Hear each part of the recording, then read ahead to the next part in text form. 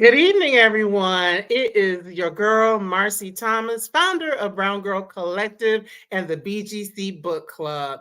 It is such an honor to be coming to you this evening from the outskirts of Atlanta. So, if you're here and it's your first time or you've been here many times, please take a moment to drop in the comments and let us know where you are joining us from. If it is your first time, we've been around for about 3 years where we come together weekly with rare exception, to talk to beautiful, wonderful, brilliant Black women writers who are telling stories that are by, for, and about us. And tonight is no different.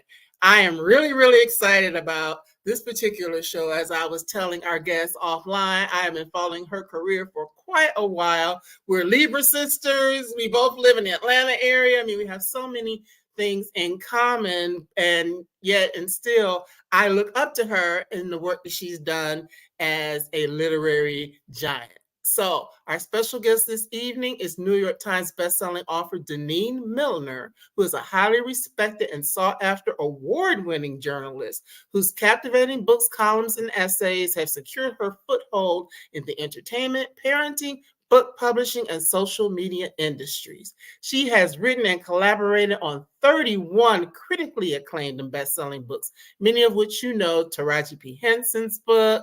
She did some work with Steve Harvey a couple of times, Charlie Wilson, and so many others.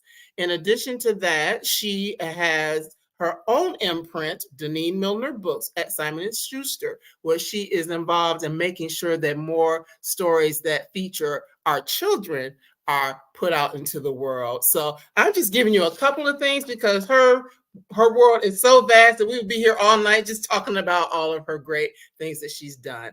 Now, one of the last thing I do want to mention is that she is the founder and editor of mybrownbaby.com, which talks about parenting from a Black woman's point of view. And she's been featured on A Seat at the Table, a talk show, and once had her own podcast, Speak Easy with Denine. So as you can see, this woman is doing all of the things, and she's doing all of them with excellence. So without any further delay, let's welcome Denene Millner to the stage. Welcome, Denene. Hi, thank you so much for having me. I'm so excited to be here with you. Yes, yes. As I told you before, so we met a couple times in person, but for some, I'm like, I'm giddy today to have a chance to actually talk to you. So we are going to be diving into this wonderful, glorious, juicy book, One Blood. One One blood, Blood. So my heart. congratulations, first of Thank all. you. Thank you so much. It is a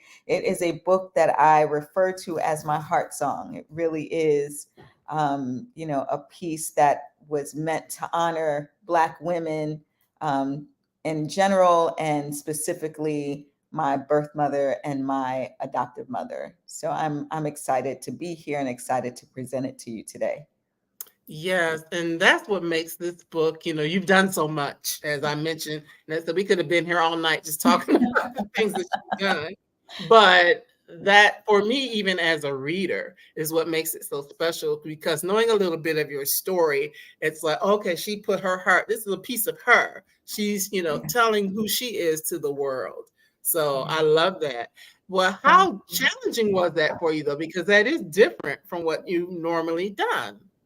I mean, I've always known that I was capable of rising to this occasion, but my journalistic background led me down the path to being a co-writer. I really like collaboration. Like outside of writing memoirs for celebrities, I collaborated with my ex-husband on 6 different books. I collaborated with two of my girlfriends on a few books. And it feels good to be able to put minds together and have our ideas kind of mesh together and come up with something beautiful, right? But like the idea of doing this on my own was a really daunting task, because it is literally you can't hide. You can't say, okay, well, you do that part and I'll stick to this part that's comfortable. I have to, with this book, I had to rise to a different kind of occasion and own every word on the page. And that's, something that's different for me for, like 31 books in. This is number 32. It was something different, something special. Yes, and it is indeed special. I'm gonna pull it up again right quick so you can see. I know the Okay. lighting sometimes is a little bad, Yes. but I mean it's a This is beautiful book. Oh, that's the updated one. Yeah. yes. But yes, look at that. This that beautiful artwork, everything, Yeah. the The photo. artwork is by the artwork that you have on your copy is from what the original version was going to look like, and that is the original art by this artist named Tawny Chapman out of Mhm. Baltimore, Chtmon Chapman. And she did this really beautiful series about Black girls and their hair and how we wear our ancestry in our hair. And if you look really closely, there are faces in the hair. And so for the version of that she allowed for One Blood, she asked me what I thought each of the characters looked like. And I gave her some descriptions of what they look like and in my head and some pictures. And then she recreated the picture with different faces in the hair. And I have the original hanging up on my wall. My agent Yes. got it for me. So I'm really Yes. excited about that too. If you follow Denine on social media, you get a chance to see that, and some of the other things she shared just about the book. So it's only been out a few weeks, so some people may not have had an opportunity to read it yet. Yeah. So just tell us, just in synopsis, what is One Blood actually about? So One Blood is about three specific women. It's divided up into three different books: the Book of Grace, the Book of Dolores, and the Book of Ray. And each the first book is about a 16-year-old girl who gets pregnant, and she's single, and she has her baby taken away. The second book is the adoptive mother who raises that baby. And the third book is that baby as a grown up and woman and wife and career woman with her own child, in her own right. And so basically, what I'm exploring in the story is what constitutes what runs through us in our blood. Are we the women that we came from the womb from, or is that nature, or is it nurture? Is it the women that surround you in your life who ultimately you follow in their footsteps to become the woman that you are?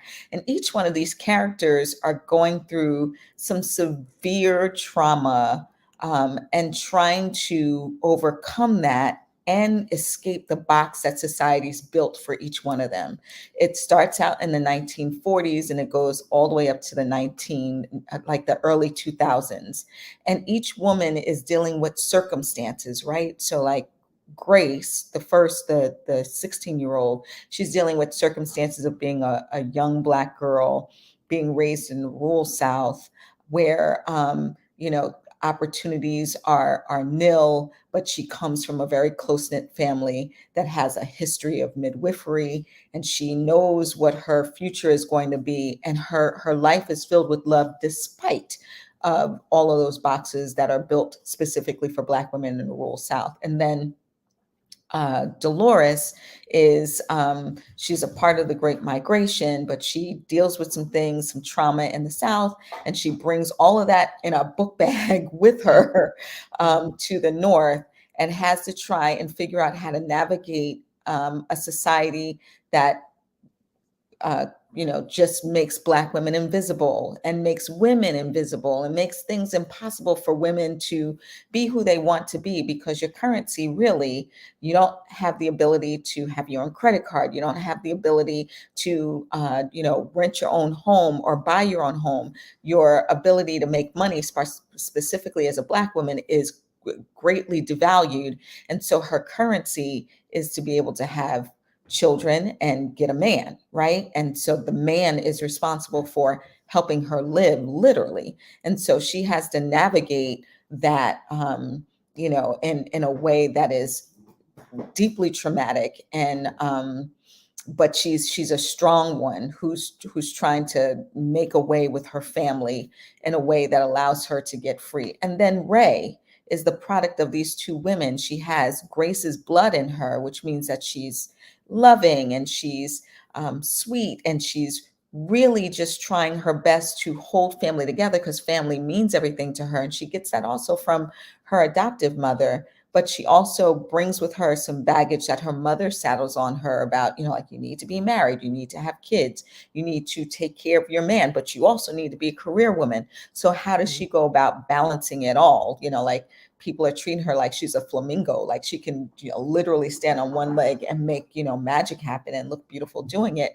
And at some point she's trying to decide if that's really her journey and if it's worth it to her, and if it's more important for her to try to forge her own path toward her own version of freedom. And so it's really about Black women overcoming obstacles and odds to get to that point where they want to be, despite what society thinks they should be. Right. And that's what made it so powerful. We were talking about that a little offline before we came in, that society is always trying to tell women what to do and how to do it. I mean, if you get on social media right now today, you're Oh my going to goodness. find posts and things about, some people in particular. We're not going to get into that today, but Right. but just women in general, Black women specifically, there are always people trying to tell us what to do, how to do it. How come we don't have this? How come we're not going to get that? But, Absolutely. we have the ability to make decisions for our own lives and decide what works best for us. And that's Absolutely. powerful. And we see that in this book as well. Now, one of the other things before we start really diving into the story that I found beautiful is that it is a reflection of part of your story, but your own daughter actually wrote a poem that starts the book. That's so beautiful. Yes. How did that end up happening? Oh my goodness. So Mari, my daughter, she's actually over my side, over my side. She's a med school student at the Morehouse School of Medicine, and she's in the books and studying right now. So she's right there. And my crazy dog, if you see him, is kind of running back and forth between the two of us wanting to play. But Mari wrote the poem that's in the beginning of the book. It's called The Blood.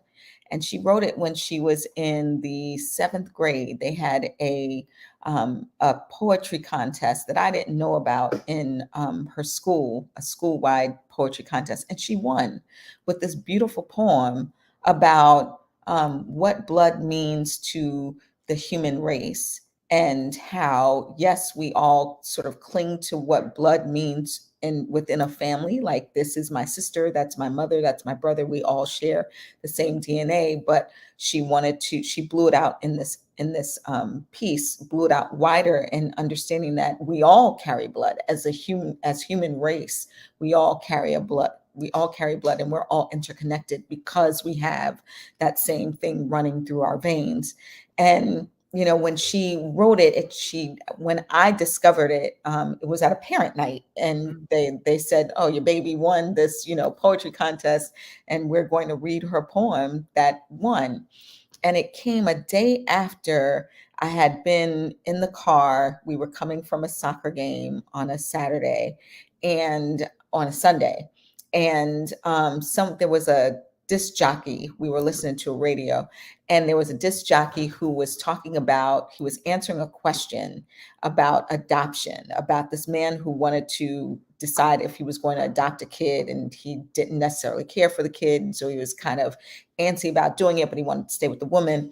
And the disc jockey said something to the effect of, "Well, I understand why you wouldn't want a throwaway kid, but like," and I was just so taken aback that, like, he could refer to adopted children as throwaway kids, because hello, I'm adopted. And never once had I thought of myself as a throwaway kid, and my parents never considered me a throwaway kid. And I've always had grace for my birth mother in particular. Like, when I think about my adoptive parent, I mean, my birth parents, I only really think about my mother. Like, my father is nowhere in the equation for me, but I don't know what that means or why that is. And I really need to, like, maybe take that up with a therapist. But but I really think about my birth mother, and I always show grace to her, and understanding that maybe, after carrying me for 9 months, she didn't want to give me away, or maybe someone took me away from her, or maybe she had the wherewithal to understand that she couldn't care for me. And so she had to give me away in order to make sure that I would be okay, which to me is the ultimate act of love and sacrifice, right? To Yes. make sure that your child that you carry, that you love, is in the hands of someone who can care for that child in the way that you want that child to be cared for. And so the idea that someone would call that child a throwaway was just beyond. And so my baby read this poem the very next day, because I felt a Mhm. way about that throwaway kid line. And then she read this poem, and I was just like, well, I have nothing to be upset about, because she has somehow craftily um, acknowledge that though we are connected by the blood of DNA of blood, that we are all one. And so my parents are one with me, right? Yeah. Despite that we don't carry each other's blood, I'm still one with them. I'm still a thread in the fabric of the Milner clan. Those are my parents. I've Right. never known anything else. And so that needs to be respected by everyone involved. No matter who you are, you need to understand that that's who they are to me. But I also have an origin story. There is someone who created me and gave birth to me, and somehow I left her hands and ended up into the hands of Betty and James Milner, and that needs to be respected. So that's why I put that in the beginning of the book, because obviously there are all different kinds of themes about blood. It opens up talking Yeah. about blood, and I just thought it was the perfect sort of prologue to what we came in the room to do. Absolutely. And it is beautiful. And I know that Mari can probably hear me. So she's going to be a poet slash doctor. She has her earphones in, so An award winning right. poet and physician. She can give poems to her patients. Exactly. That girl can write her behind off. So can Lila, my little one. Both of them Yeah. can. They are excellent writers, but I won't allow it. You go and you do something else, and like you can, after you go and be a doctor for a little while, maybe you could write the next ER. But right Right. now, I That need you to part. to Now focus that on what's needed, because usually the first ones to suffer, right, when there's budget cuts or there's some kind of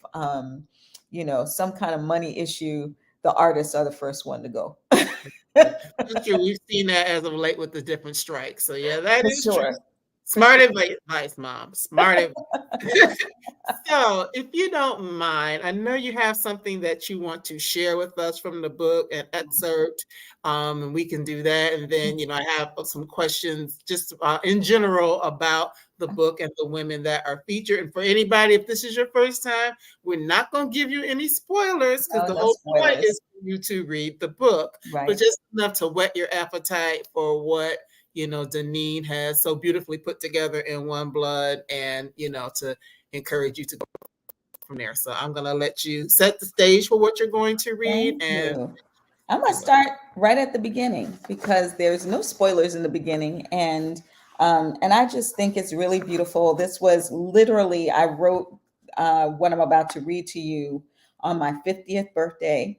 I was hanging out with five of my best friends out in Tobago, and I rented a house there. It was on a cliff overlooking the Caribbean Sea.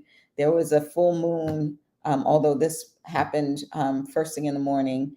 And there had been like some terrible rains there and some serious flooding, but somehow we escaped it. And we were just all sitting on this cliff, and I was just extremely grateful.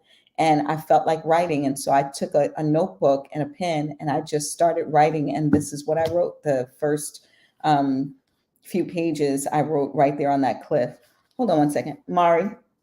Mari, Mari, Mari. You Hi, can't honey. hear. I think that he has to go outside. I'm sorry. My dog keeps hitting me, and What's he's the dog's name? looking at the front door. Frank. Franklin. Yeah. Okay, so I will read the first few pages. The blood never much bothered Grace. Mama Rubel got her used to it early on when she was little old. way before she let her only granddaughter, her apprentice, tend the stove at her first baby catching, before even Grace's first blood trickled down her thigh.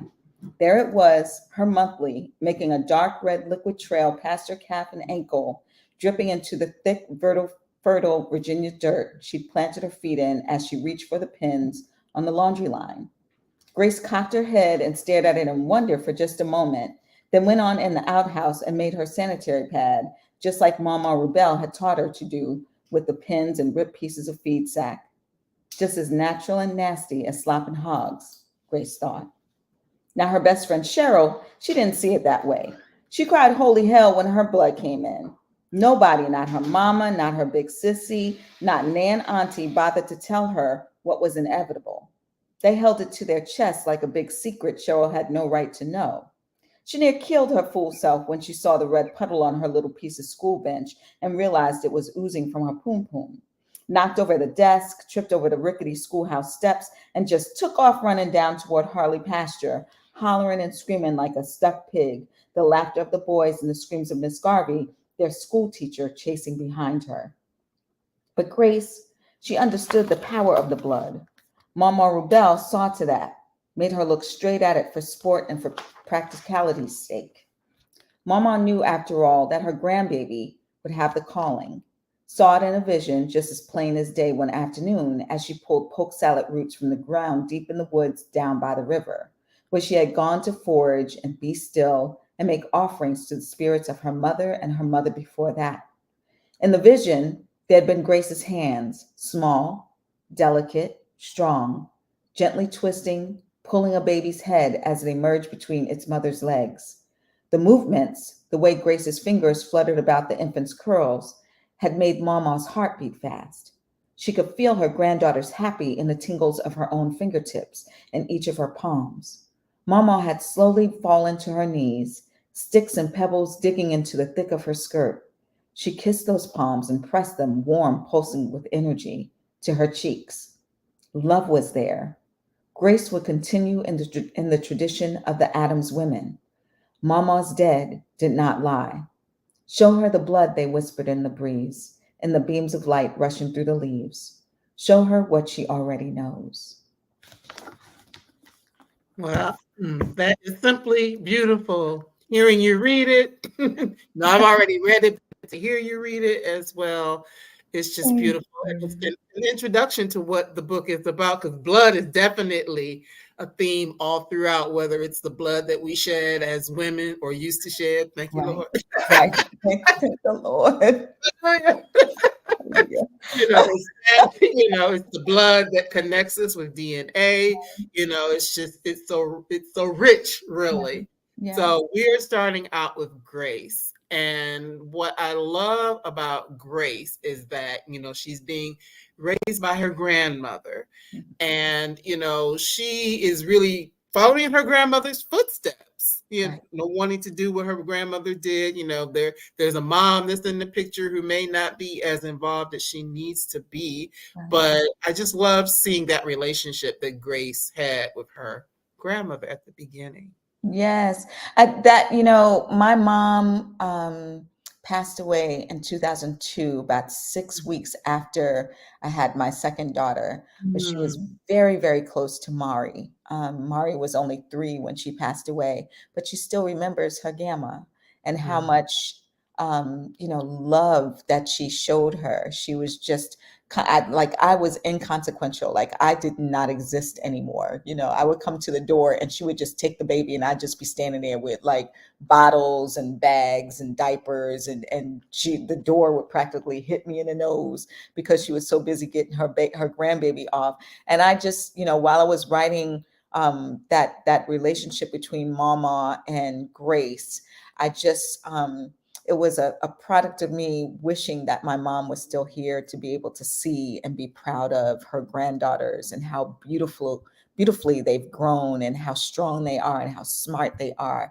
and how beautiful they are and how impressed she would be by them, right? But it was also Mama is fashioned after my father's grandmother.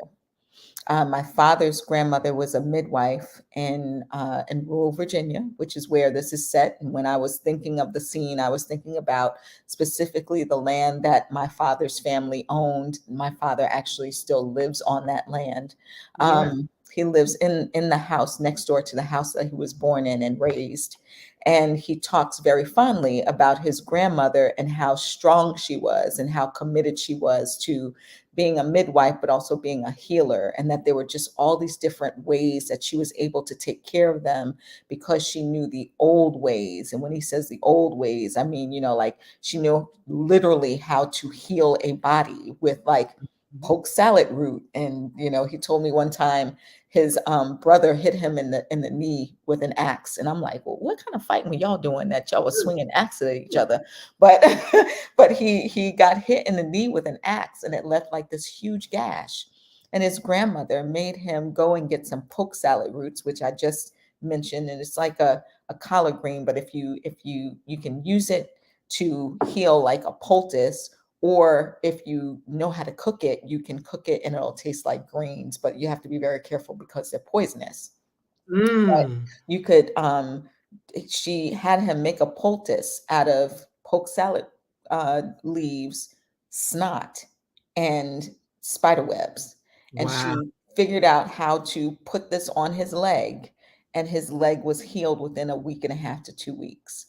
And like nothing happened. Now he still has a scar there, but it Mm. looks like he had stitches. It literally looks like like a doctor came and sewed his leg back together. And that was his grandmother. And so he just talked really fondly about, this relationship that he had with her and his mother, and how strong she was. And so I wanted to show that relationship between a grandparent and a child and a grandchild, even in the context of a parent not being necessarily as attentive or as parenty as we would like them to be with a child.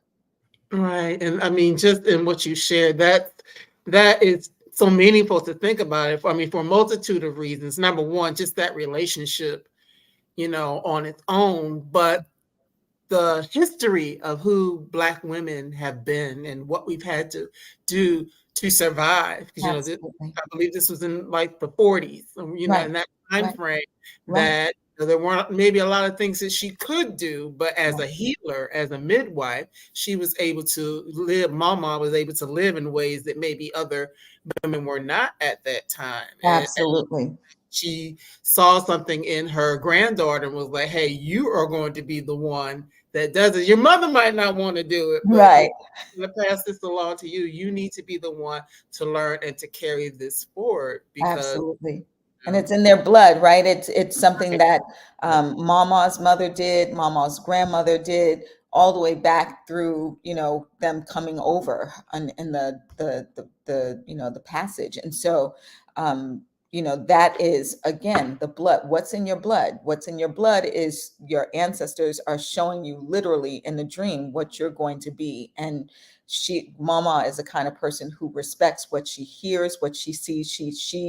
She can commune with the dead, and she finds out that Grace can too, and that's all about their blood. Yeah.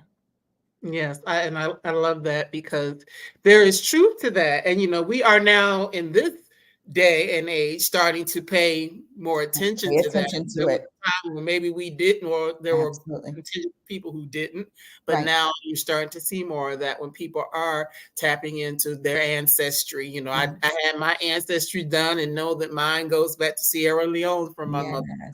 Yes. But Yes. just to know that and to understand certain things, and the fact of passing things along, I thought that was just really powerful to see Right. Grace's Right. story.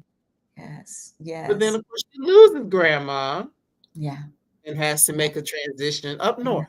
Yes, yes, and so she takes that transition, a painful transition of up north, and she's like a fish out of water. She's gone from the south to the north, really against her will, but out of a bit of survival, right? And when she gets there, she faces off against colorism. She faces off against classism. She gets around some fancy Negroes in Brooklyn who made their way up north and changed their ways for their own survival, certainly, but they've changed their ways nonetheless, and they look down on her because she hasn't necessarily shed the stench of whatever it is that they think is wrong with the South.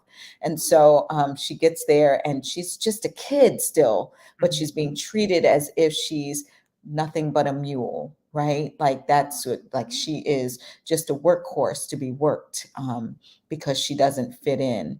And so she gets there and she's trying her best to find her way back to love, because what she had on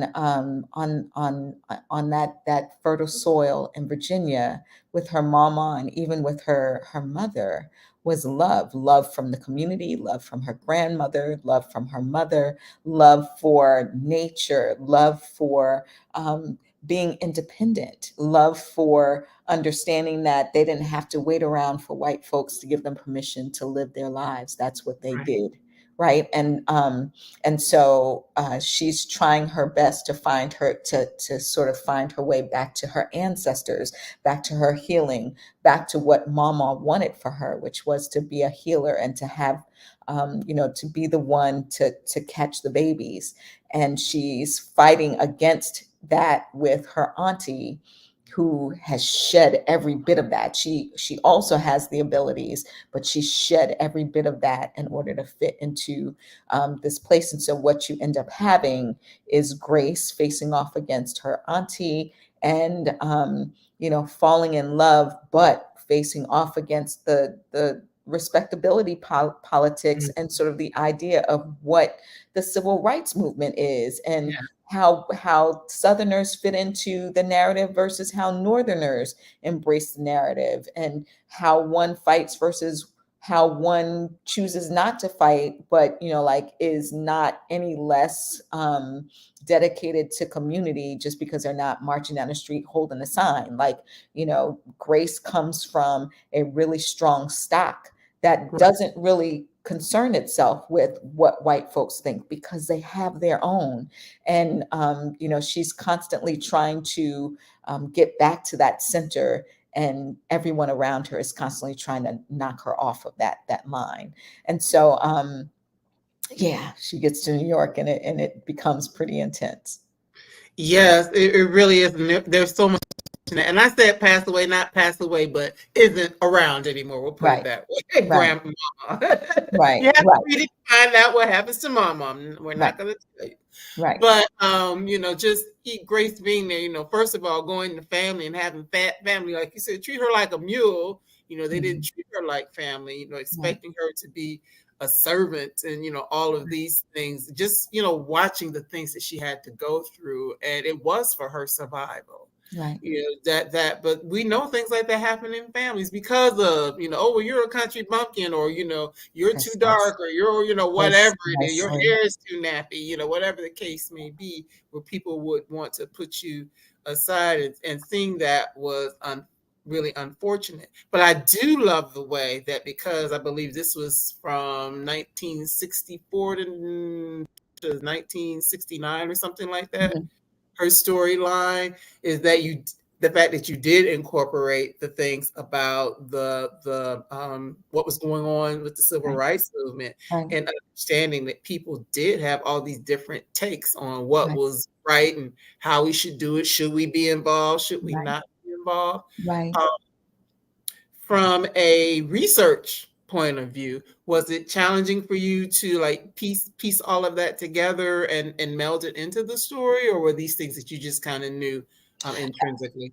I mean, I did a lot of research, right? But like the underpinning of the research is just actual oral history from my father who was there, right? So my Mhm. father again is from rural Virginia. He moved up north to New York. He met my mom in Long Island, and then they adopted me and my brother, and And then, when my mom passed away, my dad went back to Virginia. And he didn't really talk a whole lot about his life as a kid when I was younger, or even when, like my kids were younger. But now he speaks a lot about what his experience was like. And, like I have the bravery to ask him these questions now, because at some point he wouldn't, it was like, why are you asking me that? Like, I don't want to talk about that. Right.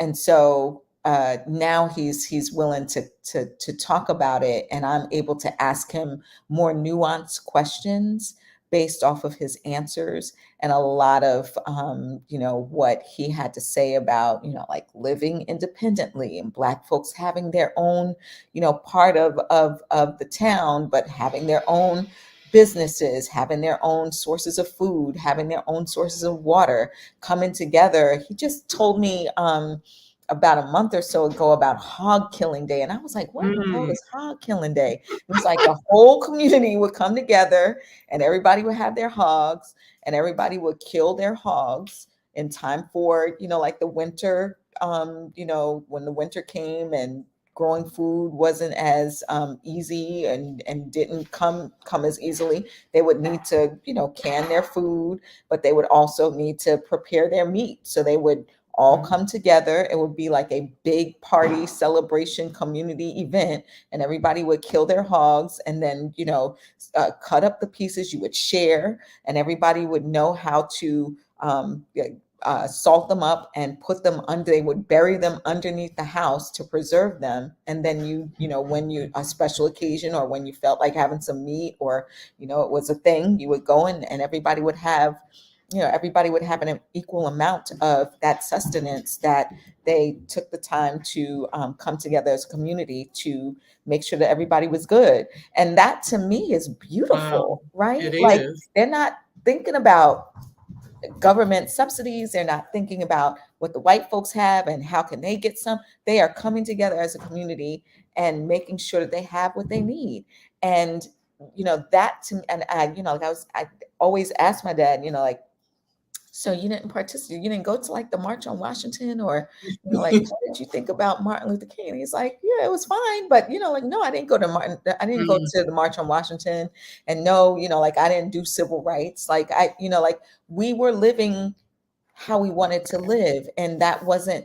It's not that it was somebody else's responsibility, but if that was your bag, then that was your bag, right? But that wasn't Mhm. necessarily everybody's thing. We were good. We were fine where we were. And so I really wanted to kind of bring that out in the way specifically that Grace interacts with some of the people up north who have their ideas about like Southerners being ignorant, and Northerners need to fight for the Southerners because Southerners aren't fighting, like Mm. on their own. There's like pockets of Southerners fighting, but really it's the Northerners who are coming together. And but then they have this idea that the things are pretty tricky in the North too. And Grace is Mhm. like, you don't know what suffering is. You have no idea Right. what suffering is. Like, what you're talking about is suffering. I get it for a larger community and a people, but like, let me tell you about suffering. I know what suffering is. Like, my Right. mama is gone, my mother. There's all these things that have happened to me, and I'm only 15 years old right now, and I've suffered, and Mm. that to me is something that I need to be concerned about. That, not Right. sort of this macro kind of thing, when I'm this micro thing is literally breaking me, and you need to understand that that macro thing is breaking me, and it had nothing to do with white folks. Well, Right. it actually did. Well, yeah. It Well, actually did. It yeah, in the book it did. did. But Yes. what's happening right now to her in Brooklyn has nothing to do with white folks. It's the Black Mhm. folks who are torturing her, right? And Mm. so she's like, you need to get your people together before you start telling white folks how to be. These Black folks in this community need to understand how we were doing it in the South, and we were Mm. looking out for one another and making sure that each other was good. And so I hope that that came across, but a lot of that comes from conversations with my dad, and then like following up with the research. Yes. And if you all, once again, I keep pushing, follow you on social. Your dad is so cute. So yes, we need. So, I lost my dad 5 years ago. So I Yeah. love to see, strong daddy-daughter relationships. Yes, All the yes, time. So yes. yes, yes. I love So him so much. I'm sorry about your that's dad. yes, yes. It's fine. Be like I said, I live vicariously through you and seeing your Yeah, dad. yeah, yeah. That's my So heart. now course, we already mentioned earlier on that Grace, has a baby Right. who we see really featured in the last part. But Yes. between there, we get to Right. meet Dolores or Lolo, Right. who is the woman that ultimately raises Grace's Right. daughter. So Right. Lolo's story or Dolores' story is like, wow.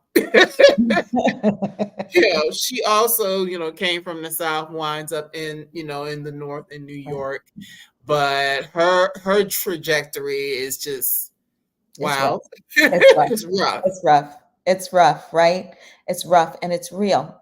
It's, Mhm, like I do hear some people saying, whew, this book is a lot. And, like it's the things that these women are going through, it's a little bit much for me. But you know what?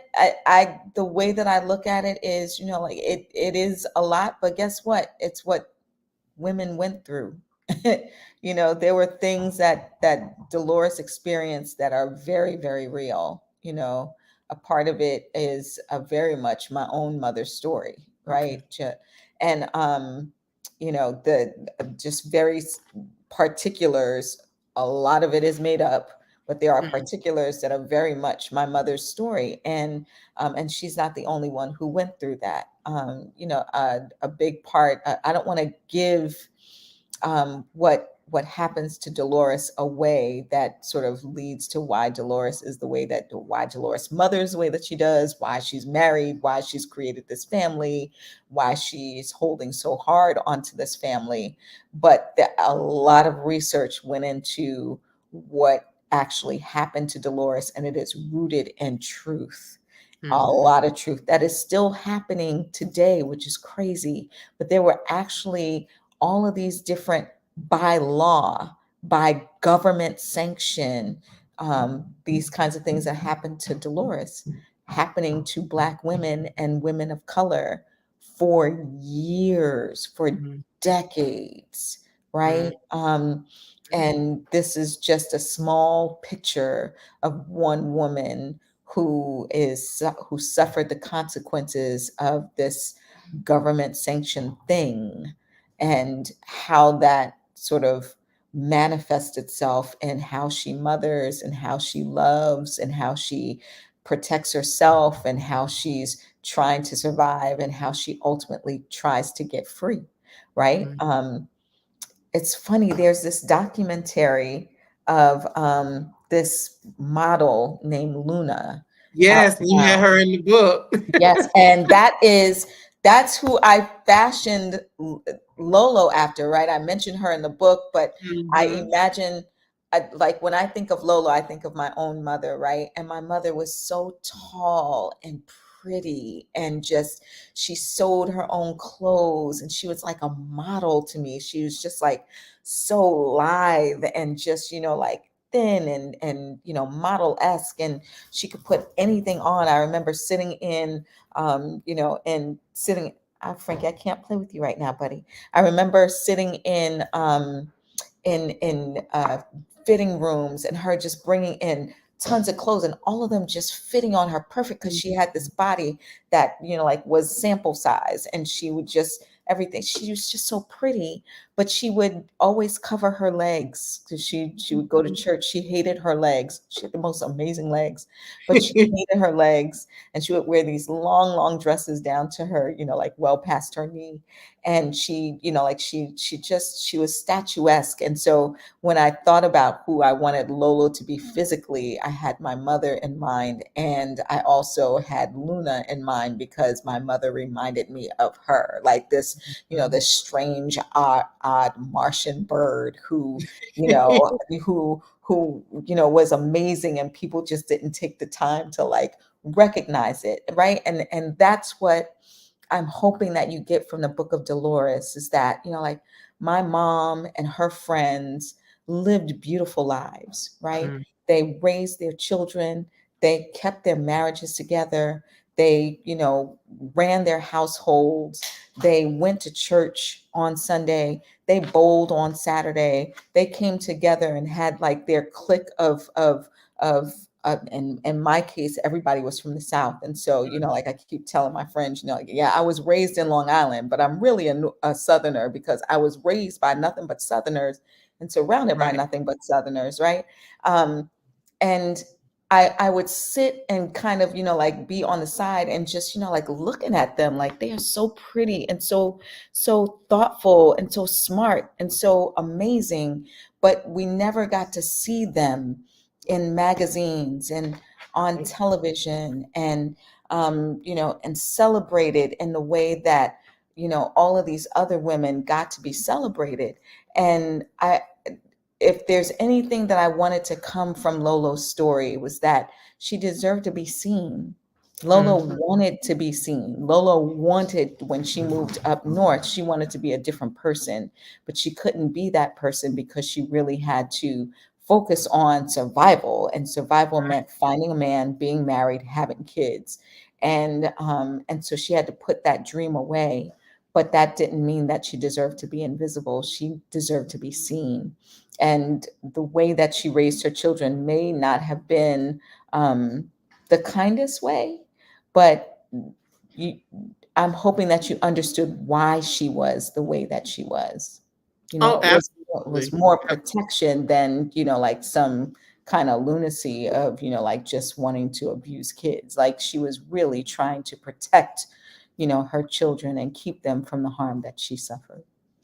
Absolutely. And in reading the book, I definitely understood why she did the things that she did, because I know that I've heard people say, a parent can only do the best that they can, the best that they know how at that time, based on That's the right. information that they have.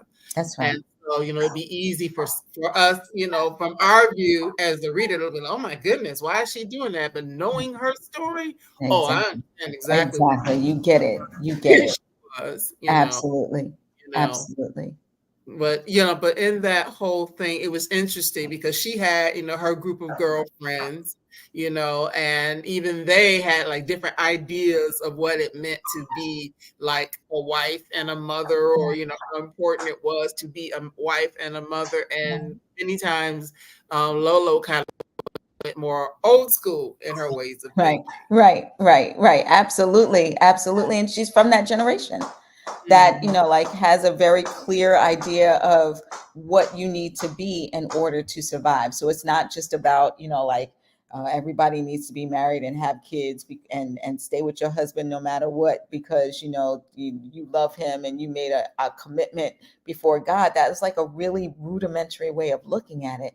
You Mhm. need to look at it from the times that they were living in. Again, like a woman did not have the right to sign a lease Right. or get her own mortgage or have her own credit card or didn't have access to the money that you would need to survive. And so that currency was being a woman to a man and being able to give that man what he felt his currency was, being able to take care of a household, being able to take care of wife, being able to make babies. Like that was his currency as well. And so, like I'm hoping that folks could understand that, that thinking wasn't just, like that really surface level thinking, that we hear on these podcasts with these men Right. talking about submission and,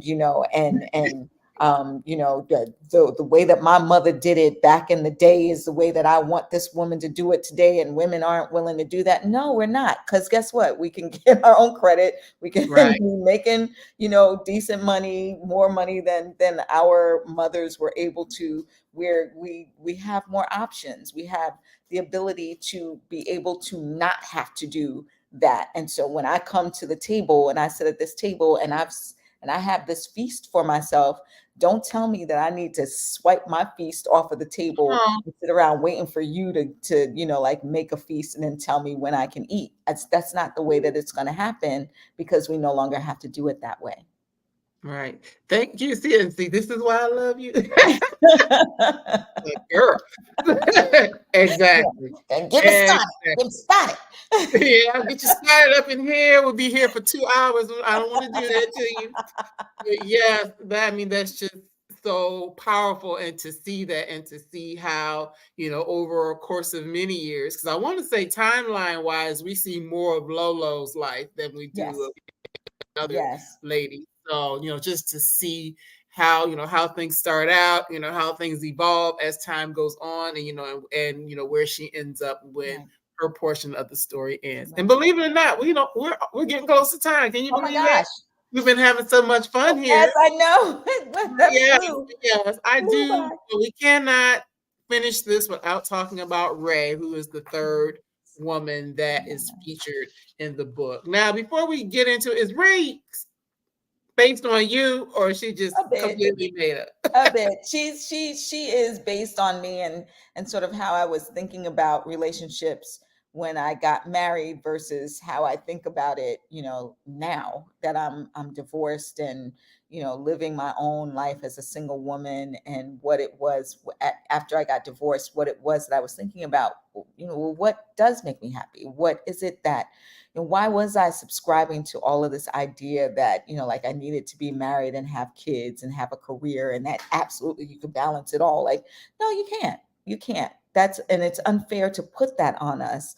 So we are the only creatures on the planet that folks put that on, right? That you have to be able to do all the things at all the times, and they all have to be perfect, or somehow it's your fault. And I was thinking a lot about what it meant to be married versus what it meant to make the decision not to be married anymore. What is it that I wanted to say to my girls? What is it that I want them to, in my own personal life, I want them to take away from my journey from marriage to not being married, and, you know, interdependence to total independence, and what's available to them. When in the 90s it was, like Terry McMillan and BB Moore Campbell, and all of these books that told us that, like it had to be this, specific guy who ticked Mhm. off all of these specific things, and that was the aspiration, right? It was like, yes, you can, be a lawyer and make lots of money and live in your own house that you buy, but really you're not really happy until there's a man there to sweep you off of Right. your feet, right? That was what, we were bandying about in the 90s. And so I wanted to explore that, and where that came from, and then what is it that Ray pulls from her DNA, from Grace, who is still very much in her, even though she doesn't realize that that's Grace in her. We see direct parallels between Grace's story and who, Ray ultimately becomes, and some of the things that she's capable of doing come directly from her birth mother. But there's also, this strength that Lolo has that, is instilled in her as well. And so there's the nature and the nurture that we're exploring in Ray, and how she mothers her own child, how she is a wife to her own husband, how she approaches her career, and what she does to get free. Mhm. Yes, and it was just so powerful reading that, because it's true that as a woman, unless you just, ooh, the blessings rain down from heaven, there is an expectation, that, okay, I am supposed to, wife you, raise your babies, clean your house, Right, right, go out there and make the money, right, right, right, or, be an equal partner financially in a lot of cases. right, Because the reality of it is, a lot of Black women are able to have husbands that allow them to stay at home. right, right, right, right, So right, it's like, there's this strong expectation, and, just seeing that, because it's true, that is very real, with what a lot of women go through. And then, and oftentimes, like you said, the whole submission thing, whether it's in that terminology, mhm, or the whole thing of, well, you're supposed to support me and help me be right, all that I'm supposed to be. right. And I'm Whereas, the leader. Well, oh yeah, right. where you leading me? Where we going? Where we going? exactly. Go So on read then. yes, I mean, it's just it was like really to read that, to see that, and I've said it before. I'm single. Right. I've never been married, so a lot of times when people are like, "Don't you want to, man?" It's gonna take a lot. Right. Right. Right. I am really, really, really enjoying my single life. I'm Yeah. really enjoying getting to know who I am, what I like, and to depend on me, right? Like I won't say that I depended on my ex-husband, but there's a market difference between being in a relationship with somebody else and you're supposed to work together to, make all of these things, make your life work. But it's a whole nother proposition with me being on my own and being able to, simple things like decorate my room without consideration for what somebody else Mhm. wants, or to be able to figure out what kind of guy I actually like, what kinds of things I'll tolerate versus what kinds of things I will not. What, like staying up at night. Do I feel like cooking dinner today? Like just all these things that I had to consider as a married woman that I no longer have to do as a single woman. And I really enjoy that. It's Mm. really, really nice to not have to um, sort of compromise myself for the sake of someone else. And some people might look at that as selfish, but I look at that as, like sanity for me. It Mhm. really is. Mhm. Yes, and I mean, and even in that, it's not. Sometimes you say a thing like that, and people think, you're anti-love or you're anti. No, not at It's, all. it's Not not at that. all. It's Not at yeah, all. I yeah, I look forward to falling in love again. I look forward to having a partner and being able to sit and on the couch and cuddle up and talk about books or go to the museum or just ride. I love, being in a car with a man and the man's driving and we're just going and doing stuff like that. That mhm, I look forward to that, right? But I know that I can't compromise what I look forward to every day, which is being in love with my life and yeah, building it the way that I want it to be built. I love that more than the idea of riding shotgun in a car with a man to wherever, doing whatever errands that we have. I want that, but not at the expense of what I'm building for myself, which is to get to know Denine and get to know what Denine really loves. And I think that's the journey that Ray's on in One Blood is trying to figure that out for herself.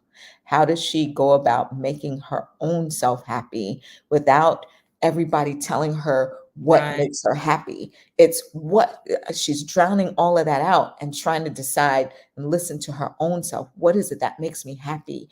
What will make me healthy and whole and a good example for my daughter who is looking dead in my face and trying to read what it means to be me.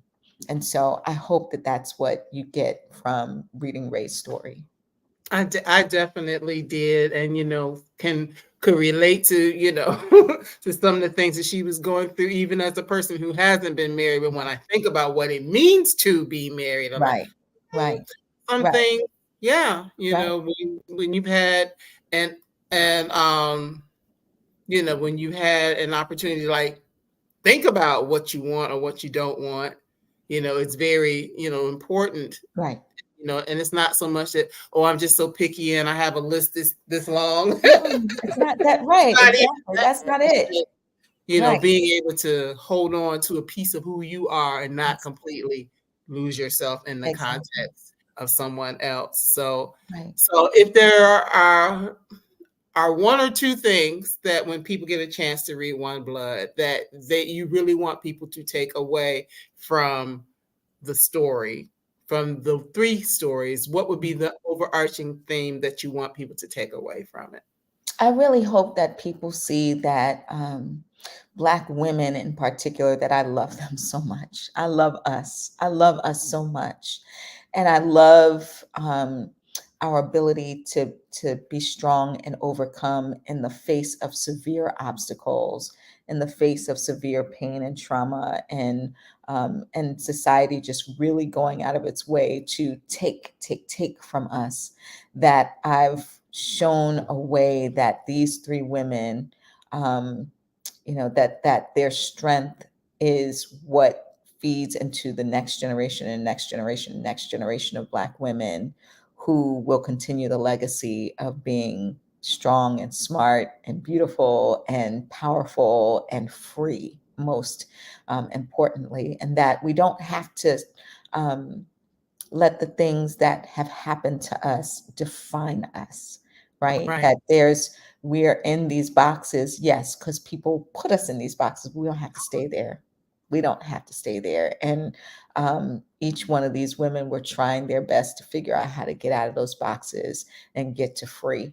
A big theme in the book is blood, and another big theme in the book is water, and what water means to your blood is not healthy unless your cells and the cells in your blood you have water. It needs that nourishment, right? And so like the water is how each one, there's a theme of water in each one of these stories that speaks specifically to how these women find their way on that path. And I just really hope that people understand a little bit more the nuances of us and the things that we've gone through, and how we use that blood, that nature and nurture, and that nourishment of water to be who we are divinely supposed to be. Well, amen and hallelujah. We've had a couple of comments. One is broken up, so I'm gonna just kind of say what it is. Basically, some people enjoy being married, but they just didn't enjoy the person they were married to. There's that.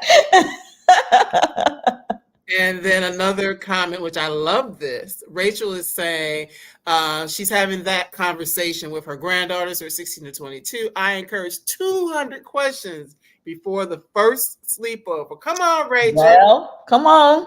There it is. There it is. I got to know some things. Yes, because man, that first sleepover yeah. You know what it is. Yes, your mind will be clouded, well, sometimes, hopefully, maybe not, but in that What it is. situation, your That's mind right. might be a little clouded after that. You know what it is. Woo! Yeah. Wow. Yes, I could talk to you forever because, I love you. I love the work that you do. I love the fact that you are sharing your story, a fictionalized version of your story that, instead of your voice kind of being in the background of other people's voices, that it's you. Yes. This is Denine This showing is up as me. Denine and This is telling her me. story in her way. And I love it. And I can't wait to see more and more of it. Thank you. And I'm so deeply grateful to you for inviting me into your space and making this space specifically for us as Black women creatives, artists, writers. There is nothing more powerful than the written word, beyond Black women coming together and celebrating that. And so I'm grateful to you for all those characters behind you on your wall, and for your Yeah. celebrating them and celebrating One Blood and having me here with you and your audience. I really, really, really deeply do appreciate you. Yes, and ditto. This has been a year in the making. When I met you last year at the Decatur Book Festival, Yes, yes, yes, saw yes. you again at the Well Read Black Girl Festival. So yeah, That's right. this has been a while in the making. So in terms of what you've got going on, I know that you've been on book tour and things like that. So what is it that you have coming up that people may be able to hop out and see you, or catch you online, or whatever the case may be? Sure. So I will be at the Houston Book Festival October 28th, I believe, is the day. You can follow me on Instagram. I'll certainly be talking about it there. Here in Georgia, I will be at the Gwinnett Public Library on December 1st, I believe that date is. Again, follow me on Instagram, and I will certainly, have the updates on where I'll be. Those two are definitely two that I'll be doing in the next couple of months. I think that's it. Yes, I think that's it. Okay. Yeah. One thing I didn't mention, and I'm sorry, I know we're a couple minutes after, but What? Denine is worthy. I don't mind. Just indulge me for a few more minutes. We've talked about One Blood, but One Blood is an international book. It's not Yes, just ma'am. here in the United States. So Yes. where is it besides here? And how Yes. exciting is that to have a book Ah, it international? is beyond words, the idea that there are people all over the world reading this story. So that the book has come out so far, besides here in America, it's come out in Germany, came out in Germany first, then it came out in France, and then it came out in the UK. And every day I'm getting tagged in a different language from people saying how much they really love the book and love the story, and love Grace, Lolo, and Ray, and really relate to it, or were fascinated by the bird's eye view into these Black women's interior lives. It just blows me away, the idea that I was on a cover of a magazine in Germany. Wow. Like, are you serious right now? I was like, wait, huh? I'm on a cover of a magazine. And it was just like distributed to all of these different bookstores all across Germany. And that, like that was crazy to me, right?